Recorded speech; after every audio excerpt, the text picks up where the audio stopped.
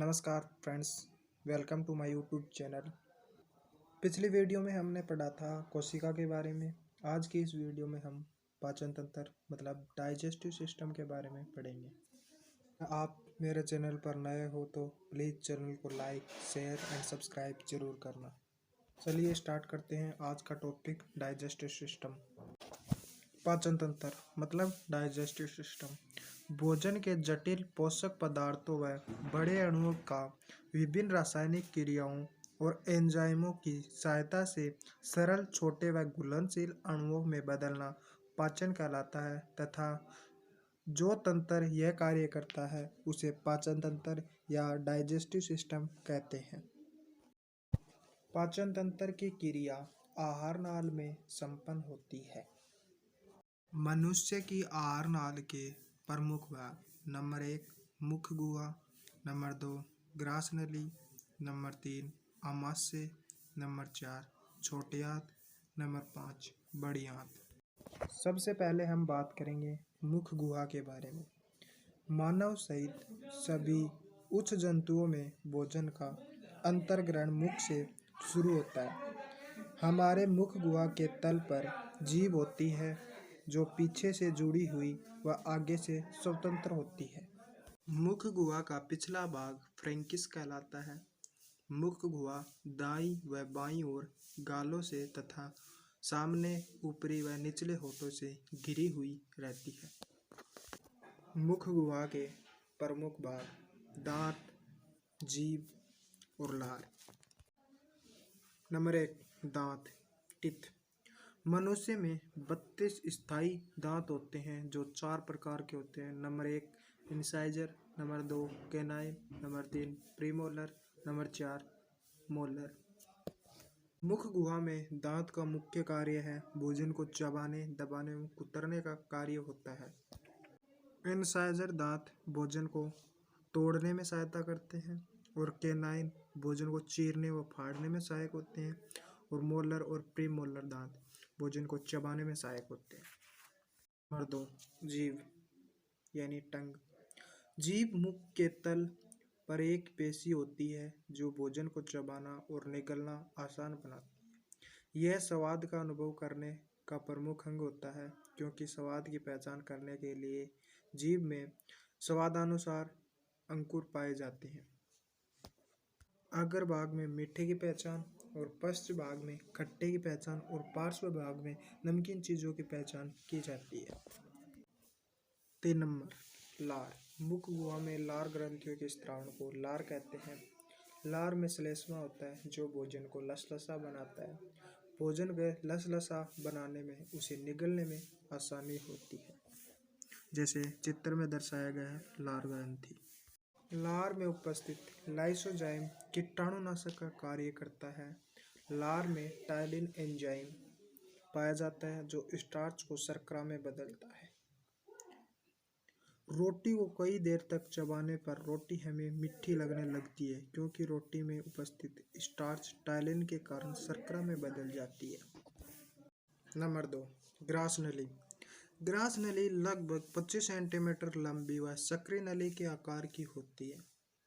यह पीछे की तरफ गिरी हुआ भाग व वक्ष भाग से होती हुई डायफ्राम को पार करके उदर गुहा में प्रवेश करती है। ग्रास नली से भोजन को गुजरने में केवल 7 सेकंड लगते हैं और इस दौरान पाचन क्रिया नहीं होती। ग्रास नली का मुख्य कार्य है भोजन को आमाशय में पहुंचाना होता है। नंबर 3 आमाशय। आमाशय उदर गुहा में बाईं ओर स्थित होता है तथा यह द्विपालिक थैली जैसी संरचना होती है जिसकी लंबाई लगभग 30 सेंटीमीटर होती है तथा इसकी चौड़ाई भोजन की मात्रा के अनुसार बढ़ती व घटती रहती है। यह भोजन का अस्थायी भंडार होता है क्योंकि इसमें भोजन लगभग 3 से 4 घंटे ही रुकता है। आमाशय में उपस्थित जाइमोजन कोशिका से जठर रस निकलता है। जठर रस में HCl मतलब हाइड्रोक्लोरिक, रेनिन, पेप्सिन, म्यूसिन होती है। तनु हाइड्रोक्लोरिक अम्ल मतलब HCl कीटाणुनाशक का कार्य करती है। सांद्र हाइड्रोक्लोरिक अम्ल एसिडिटी उत्पन्न करता है। रेनिन दूध, कैसिनोजन का दही कैसिन में परिवर्तित करता है, यह केवल बच्चों में पाया जाता है। पेप्सिन प्रोटीन का पाचन करने उन्हें पेंटोन्स में परिवर्तित करता है। म्यूसिन जठर की अम्लता को कम करता है। यह तीनों एंजाइम्स होते हैं। आमाशय में कार्बोहाइड्रेट का अपघटन नहीं होता, बल्कि प्रोटीन का अपघटन होता है। आमाशय में लुगदी समान भोजन का कायम कहलाता है।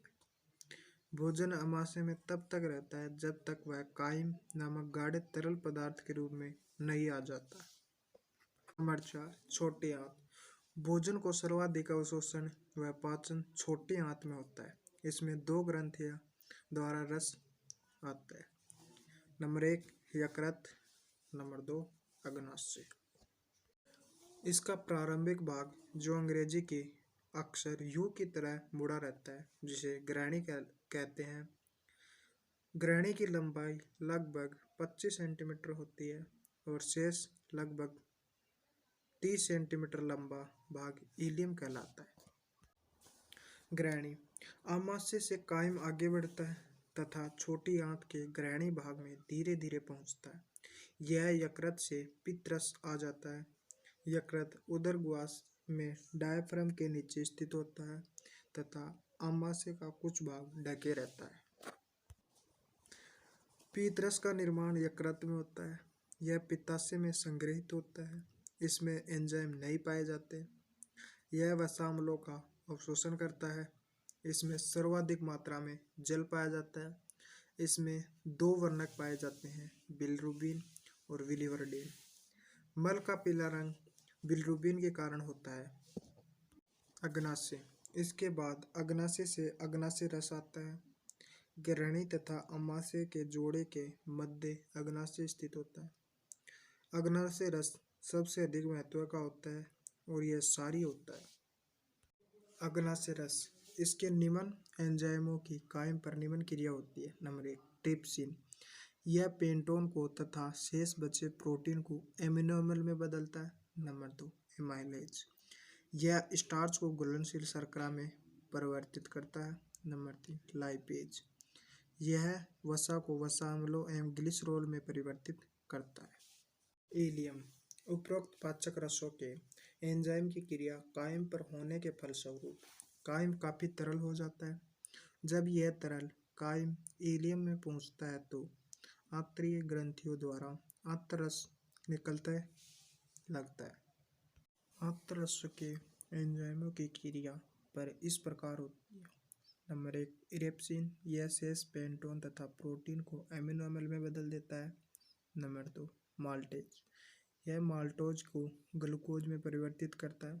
नंबर 3 सुक्रेज यह सुक्रोज को ग्लूकोज एवं फ्रक्टोज में परिवर्तित करता है। नंबर 4 लैक्टेज यह लैक्टोज को ग्लूकोज एवं गैलेक्टोज में परिवर्तित करता है। इलियम की आंतरिक सतह पर अंगुलीनुमा उभार पाए जाते हैं, जिन्हें विलाई कहते हैं। प्रत्येक विलाई पर रुधिर कोशिकाओं और लिम्फ वाहिनियों का जाल बिछा होता है, जो भोजन के अवशोषण में सहायता करता है। नंबर 5 बड़ी आंत यह वृद्धांत्र तथा मलाशय में बटी होती है। वृद्धांत्र की दीवार बाहर की ओर छोटी छोटी थैलियों के रूप में फूली रहती है। मलाशय की दीवार भी थोड़ी थोड़ी दूरी पर फूली रहती है। यह गुदा मीन्स एनस होकर बाहर खुलती है। पचा हुआ भोजन बड़ी आंत इंटेस्टाइन में प्रवेश करता है। बड़ी आंत भोजन का अवशोषण नहीं कर सकती, लेकिन जल का अवशोषण करती है। शेष बचा हुआ ठोस वर्ज्य पदार्थ विष्ठा कहलाता है और मलाशय में पहुंचता है। यह मलद्वार एंस के द्वारा बाहर निकल जाता है। छोटी आंत और बड़ी आंत में यह अंतर होता है कि छोटी आंत की लंबाई अधिक होती है, जबकि बड़ी आंत की लंबाई कम होती है।